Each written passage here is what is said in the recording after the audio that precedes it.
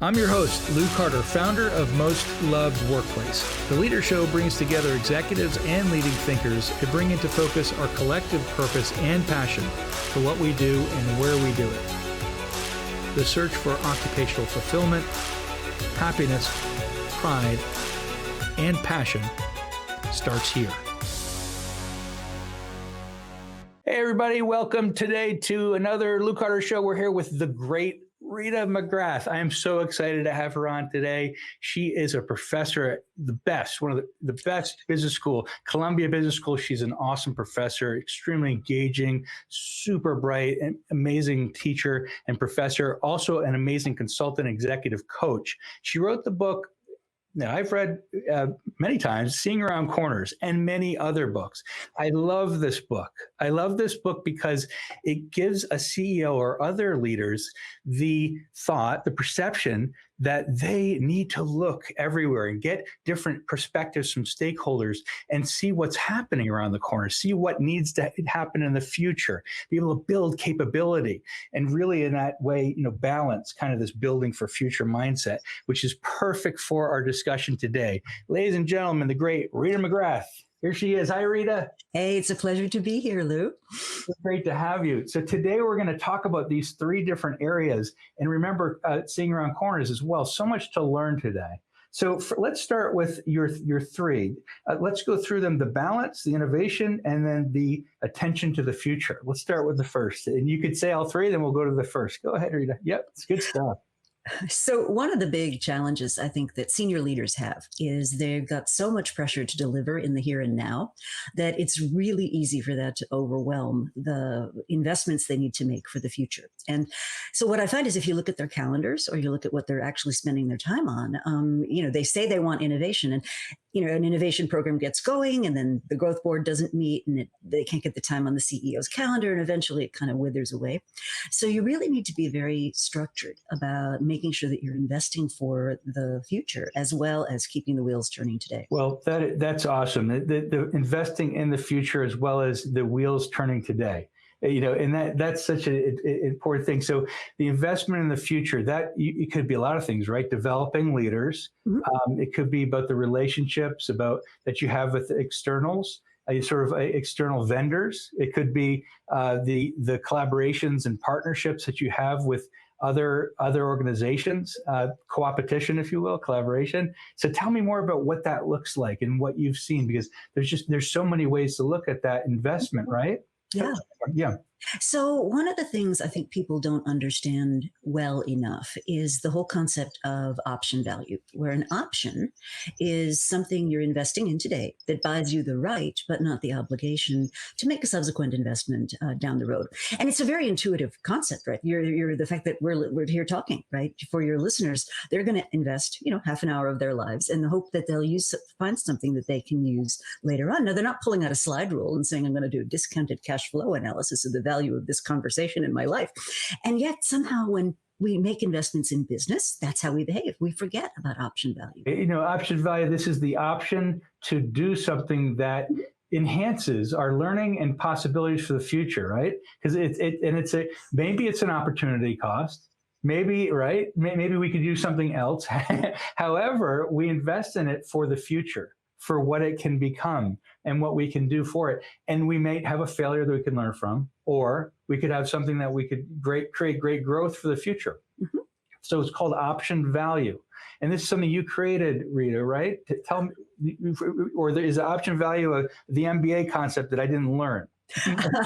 Well, in economics, option value was a concept that was created years and years ago. But the way that they calculate it functionally is that's what gave us the the various formulae that you use to value financial options. So you bet on a company. If you either bet that the stock is going to go up or the stock is going to go down, and if your bet's right, you get to reap the proceeds without ever having to invest in the actual underlying assets. So a real option is something similar to that, except you're not making necessarily a financial commitment. You're making a small investment today, which is going to reveal something to you in the future. Now, a couple of things about options that people often get wrong.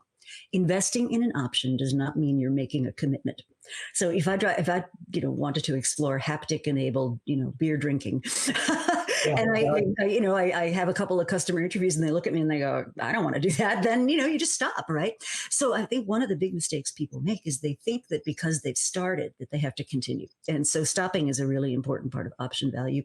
A second thing is that they think they've got to make this big, important, major investment before you get any evidence from the market at all. And what we're realizing is that smart innovators can test these things really fast and really quickly, and you don't have to commit yourself to a huge, big program. This is interesting. So smart innovators can invest, and this is a cost-benefit analysis. And it's really what we're talking about here, right? We're saying, well, it could be a high cost. We don't know what the benefit is. We have to try it anyway. Or we have to try some variant of it, right? I mean, people don't understand in many cases that you can learn a lot without actually having to bet the ranch, right? So I'll give you an example that my buddy Alberto Savoia uses because it's just so graphic. It's very clear. He was teaching a class at Stanford, and one of the students had this great idea, like, would students buy sushi that was safe to eat, but maybe a little older than the same day sushi? So they had this concept for second day sushi. And so to test the concept, what they did was they spent about $100 buying, regular sushi, made that day sushi. They put a bunch of sticky labels on them calling second day sushi, half price. And then they stepped back and waited to see if anybody would buy it. Nobody bought it.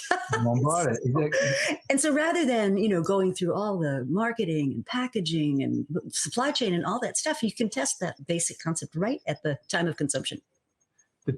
I like that, at the time of consumption. That's important, isn't it? So that at that very time of consumption is when we can gather the most value from the purchase. Yes. So we had all these assumptions about whether or not people would value it, and doing a cost benefit, right? We're like, will people value it? Then time of consumption, they eat it. How did they experience it? Right? What's their intrinsic value? What's their price sensitivity? Mm-hmm. What's the potential for it becoming even more in volume? Right? Yeah, all those assumptions. All those assumptions come into place, right? So it's so important. I love that. So you've applied option value as an economic principle to innovation, which is brilliant. So let's talk about, let's go a little bit more into the second now, right? So because we're talking about innovation, let's go to your second point. Okay. So the second was around, actually, good segue, around innovation. So tell me more about how we must at this point innovate. So one of the realizations I've had is that it's entirely possible to become a very senior executive in a large multinational company without ever having encountered innovation in any way, shape, or form. You've been promoted for being an operator, and there's nothing wrong with that. But what people often don't realize is that there's a whole set of practices that are associated with repeatable, reliable innovation. And so it requires three activities. So everybody thinks it's about getting great ideas. I mean, sure, that's part of it. We call that ideation. But all too often, it's innovation theater, right? We have the boot camp and we set up the accelerator and thousands of Post-it notes die a horrible death while we ideate, and the ideas have nowhere to go. So once you've got an idea, you need to take it through an incubation process to get that idea tested, right? So second day sushi, right? Will anybody buy it, right? We have to kind of do those tests. And then when you've got something that you find works and you want to get it into the market, you need to accelerate it, which means it needs to grow up. So it has to go from being, a collection of weird prototypes to actually now being something that's robust enough you would not feel embarrassed selling it to a customer. So ideation, incubation, acceleration, and there are practices associated with each of those. Ideation, incubation, acceleration. Outstanding. And see, so we're really bringing this to the next level, taking an economic concept, applying innovation principles. So let's talk about these three areas. So you ready? Sure. These are wonderful. So ideation, let's start with ideation. So there's lots of ideas in the world, and your people are remarkably ingenious. So the critical thing about ideation is you need to make it possible for people right at the edges of the organization to have access to small amounts of resources to test things out, to try things out. And we've seen this in companies like Adobe and 3M and many others where they have practices where somebody that's got an idea that they're passionate about can actually get small amounts of resources to take it to the next level. Nokia back in its heyday used to do this. And I think a lot of companies put barriers between people and the ideas. And so the model I go for, I call it a permissionless organization. So, at Amazon, for example, they have what they call 2 pizza teams. And you're expected, if you are an employee at Amazon, you're expected to devote a big chunk of your time to being on a 2 pizza team, which is exploring some exciting new area. I like that 2 pizza team. Uh-huh. Tell me more about that 2 pizza team. How does that relate really to in the process of ideation, incubation, and acceleration? Tell me how that practice actually evolves. Well, it connects back to this idea of not requiring permission. As Jeff Bezos will tell you, even well-meaning gatekeepers slow things down, right? So if you could create a structure where people didn't feel they had to ask permission, then your whole organization can move much faster. So let's get into the science behind 2 pizza teams. What he means metaphorically is no team should be bigger than can be adequately fed on 2 pizzas. Now, it's a symbol. It's not it's not a real law, right? But the idea is that if you've got 3 people, let's say, working on something, they only have to have like 9 paths of communication. If you've got 12 people, 15 people, 25 people, your amount of coordination, communication you have to have increases exponentially. And so the rule is if you have these small teams that are very, very focused on a specific challenge, they don't need to coordinate a lot. They can just go get on with the work. And so it just cuts off a whole lot of waste in your organization because you're not spending all this time coordinating.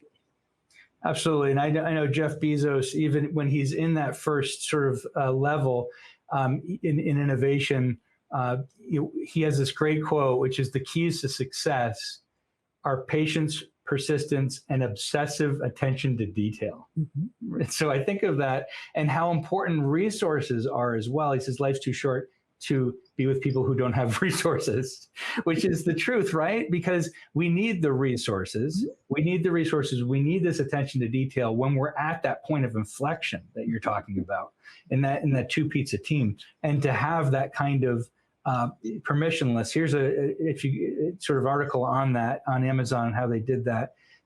It's called, if you look up Amazon leadership principles or this URL you click on now, you'll see it. And so life's too short to be people without resources is at that first stage. So let's go to the second one, ideation. So let's go to the 3. We got 3 up here that I'm going to put up. We got 3. Let's get to the 3. It's up here. Scott, put them down one more time, right? Here we go. Testing it, incubating it. Here we go. Here's the 3.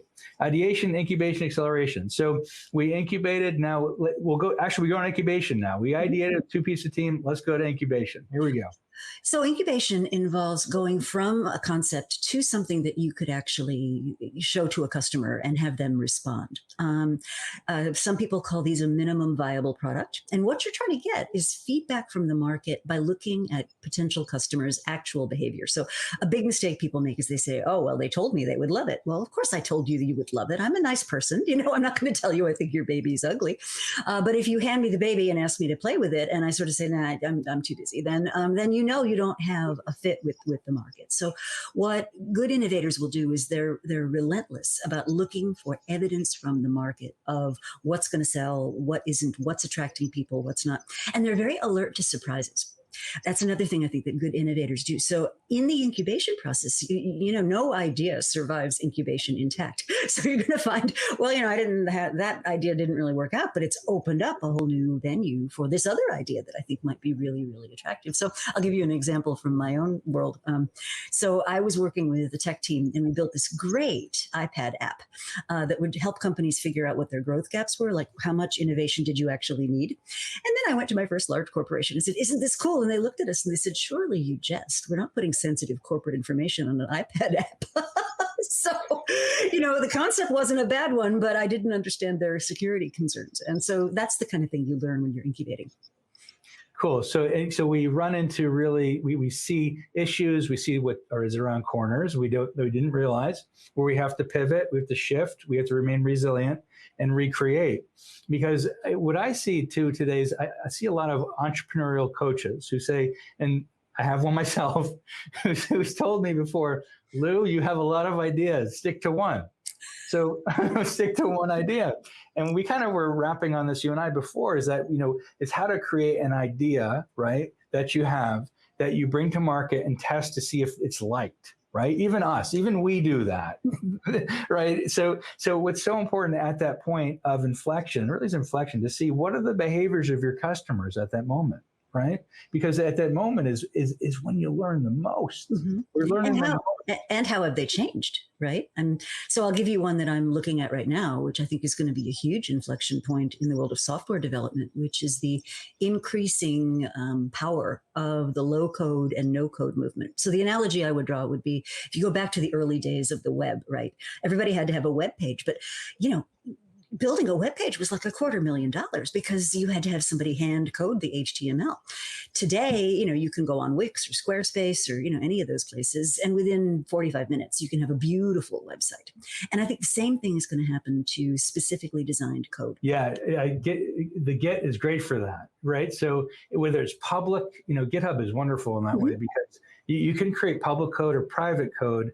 What's open, because open source code was so beneficial back in the early 2000s, late 1990s, and then we became sort of closed a little bit, which kind of stunted innovation a little. So, but GitHub made it larger for us, and so that people could have a more low code environment. We could grab code, we could add it on easily to a software product. The issue is around engineering and architecture. Now we're geeking out. So this is good. That I've seen is engineering and architecture. We could talk about this. There's so many different places globally that have various types of architecture. So we have this global environment. Things are changing. We work with either it's Middle East, Europe, APAC, or the US, and various schools of engineering and architecture, and they all code differently, right? So it's, you kind of have to pick one and go with it, or it's something that resonates with you, and then you change your mental models or thinking with that particular way of being. And if the culture isn't the same for that mental model or thinking, there has to be either a breaking away or a reconnection. So that, because if you're going to remain resilient and agile and see around corners, your team has to be very cohesive. I think that's where we're going at, because low code, there's no code, it's easier to do it than it ever has before. I think my recommendation to everybody is, be sure you get with the right team who has the right architecture and engineering, so that you can make it scalable in the future rather than making it really easy in the present, because we can do that. We can prototype with really cheap software, right? We could and prototype a really important product with cheap software, but in the end, we're going to have problems with that. So we have to be sure that code is super, super tight. And that's very important. I think for all entrepreneurs to hear that, because I just don't want them making the same mistakes I've made and then had to reevaluate, because around the corners, we're really about the engineering code and school that they've come from. Columbia Business School is different than Stanford, is different than Kellogg, right? You're going to get different ways of looking at things. And at Columbia, you'll be able to do things like Rita, which is apply option value to innovation, which is super cool. So you see, so all different really neat things. Let's go to the second one, okay? The third one, sorry, this is the third one. Okay, we're going to the third one now, Scott. You ready? You're going to get this in. We've done the permissionless organization, and Scott, put it in one more time, because I want to make sure it's coded, literally coded for us and for people. Scott, put the 3 in, will you, buddy? So the third one, it's why don't you bring us through it, Rita? The three: ideation, incubation, and acceleration. Now that we have it and we've incubated it, we've talked about it, it's easy to archetype and prototype and get it out there. Acceleration, ready? Acceleration. So you can think of your main business like a big highway.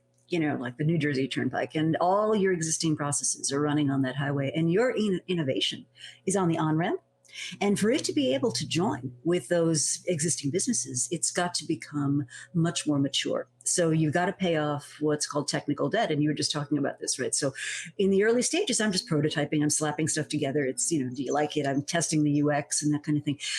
If you're going to actually run real systems on it, now it needs to grow up. It needs to be really robust. You probably need to replatform it. You have organizational debt too, So in the beginning, it's great fun, and we give ourselves crazy titles like, Code Ninja. But by the time you're going to kind of have to join the ranks of the vice presidents and senior vice presidents and directors of the world, you have to straighten out your titles. You have to straighten out your pay scales. You have to figure out what some kind of reporting relationship looks like. And so there are all these things that have to be brought to a mature level before you can launch. Now, the thing I would say about acceleration for CEOs, for your listeners, is don't be timid. If you are timid about the investment needed when something needs to accelerate, you're dooming it before it's even got a chance to start. So take an example of Amazon Web Services, right? Now, they knew they could do it because they built it for themselves. What they didn't know was whether it was an offering that was fit for the market. But they had to go to market in a really convincing way. So, Lou, if I go to you and say, please put your software up on my system, and you say to me, well, how long are you going to be around? And at least a year. I mean, there's no way you're going to want to sign on for that. So by the time you get to acceleration, you need to be pretty clear that you need to make a commitment.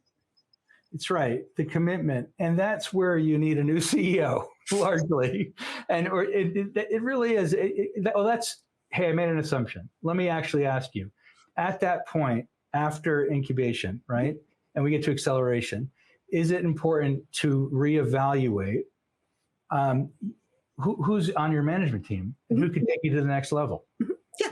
So if you think about it, acceleration tasks are very much operational tasks, right? So I need to straighten out my supply chain. I need to make sure my warehouse is running. I need to provide customer service and support. I need to do promotion. I need to get the word out. Very operational kinds of things. Now your, ideation blank sheet of paper people may not be into that. That may not be what they want. So one of the things to be aware of is that you need different skill sets at these different parts of the process. So idea people, give me a blank piece of paper and tell me what the future of food is going to look like. Okay, incubation is really curious testing and prototyping, and let's put this out there, and design thinking, right? Acceleration starts to get a lot closer to what many executives are a lot more comfortable with, which is, okay, we've got it. We know what the price is. We know, that it works, and we know that it works. Now what we want to do is grow the thing. And that's a much more operational set of tasks. So you may find you need to transition the team. Now, one thing I will say that is, to me, a real shame is, innovations take time. They take, 3 years maybe. And so what often happens is people lose patience, before the thing's really launched. Then once it has the time to take off and it's in the market and it's doing really well, whoever happens to be standing there in charge gets all the credit for it. Now, that's not fair. That's fine. What I think is dangerous about that is the company now builds up this myth about where their innovations came from. And so they learn the wrong lessons. And so we don't remember, why it took 3 years or 5 years, however long it took. And we've forgotten about who the players were that were involved in the process. And so we have all this misattribution and mismemory that goes on when it comes to successful innovations. It reminds me of something important while you were talking. This is a picture I'm going to share of Jeff Bezos in a small office, just there in the middle of nowhere, with Amazon on the side. It's just him.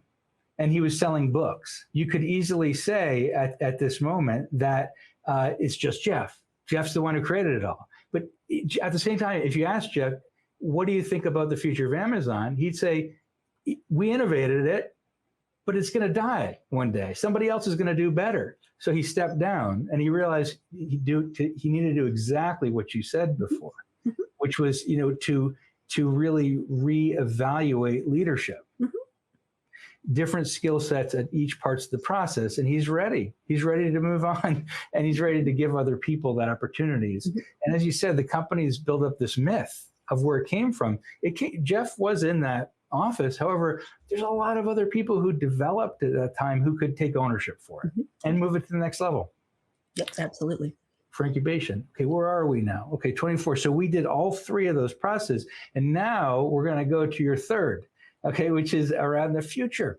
So the third is about CEOs looking to the future and becoming kind of aware of what's around the corner, right? So, and this could be, I think, across all industries, sort of this understanding of, now we've innovated, now we've created, we've developed, we're out to market, our customers are coming in, steady flow, monthly recurring revenue, life is good.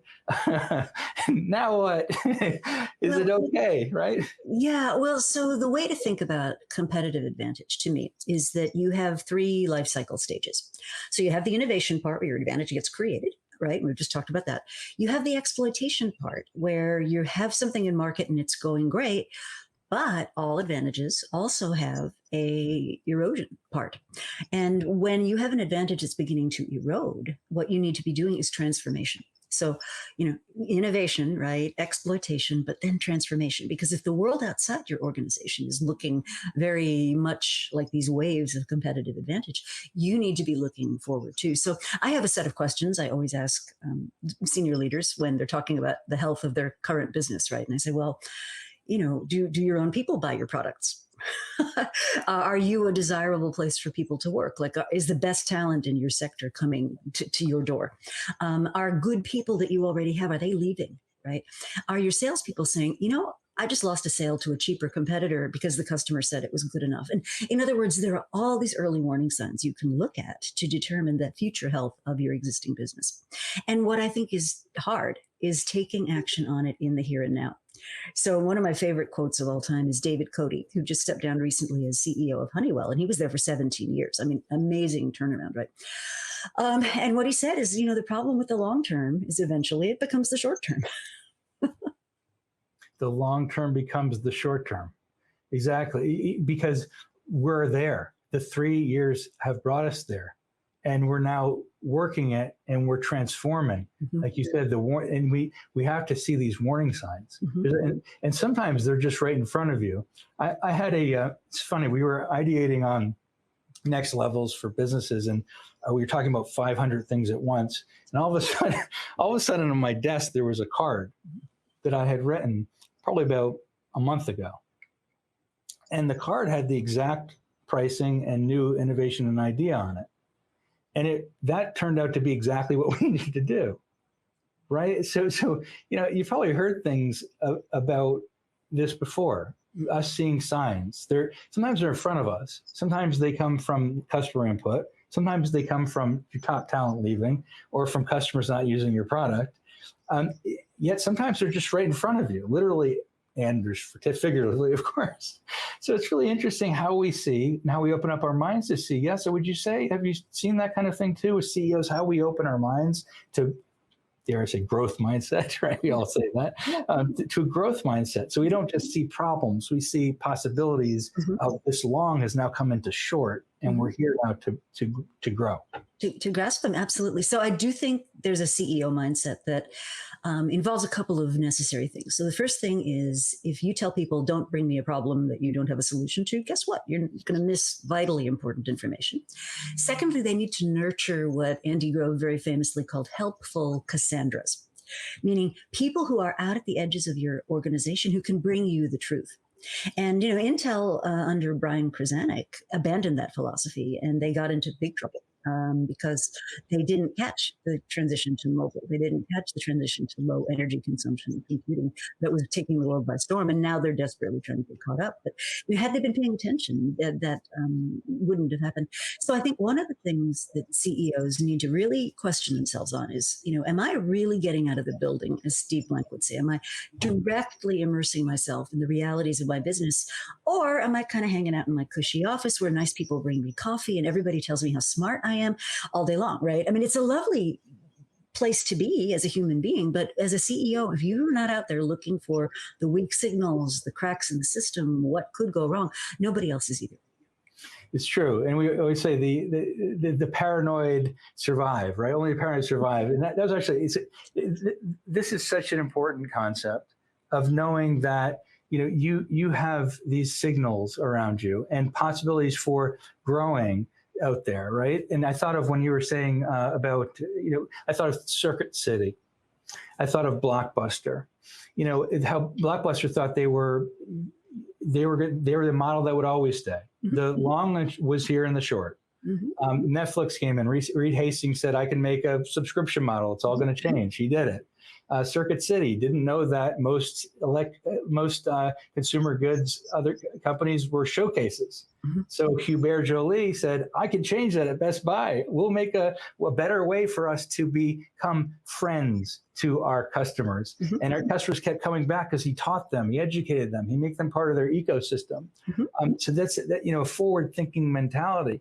Bernie Marcus from Home Depot, same thing. He said, I'm going to help consumers. I'm going to help my community. I'm going to help my vendors. I'm going to help everybody so that we're bulletproof and change the whole system. How do you become bulletproof? You help everybody. Right? It's not that hard, right? Go ahead. You're going to say, go ahead. That's the mindset, the different mindset shift. Absolutely. And be willing to do it. Some people just don't want to do it.